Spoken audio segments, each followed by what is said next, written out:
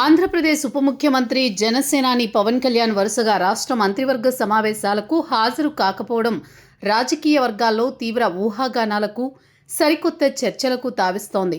స్వాతంత్ర దినోత్సవ వేడుకల అనంతరం జ్వరం, తీవ్రమైన వెన్నునొప్పి కారణంగా ఆయన విశ్రాంతి తీసుకుంటున్నారని, అందుకే తాజా కేబినెట్ భేటీలో కూడా పాల్గొనలేదని తెలుస్తోంది. అయితే పార్టీ వర్గాలు అధికారికంగా పేర్కొంటున్నాయి. అయితే గతంలోనూ 2 పర్యాయాలు కేబినెట్ సమావేశాల నుంచి మధ్యలోనే వెళ్లిపోవడం, మరికొన్ని భేటీలకు దూరంగా ఉండడం, వరుసగా 4వసారి గైర్హాజరు కావడం సాధారణ పరిపాలనా అంశంగా కాకుండా రాజకీయ కోణంలో విస్తృత చర్చకు దారితీస్తుంది. కూటమి ప్రభుత్వంలో రెండో అత్యున్నత స్థానంలో ఉన్న ఉప ముఖ్యమంత్రి విధానపరమైన నిర్ణయాలు తీసుకునే మంత్రివర్గ భేటీలకు దూరంగా ఉండడం కూటమి సమన్వయానికి ఇబ్బందికరమైన పరిణామమే.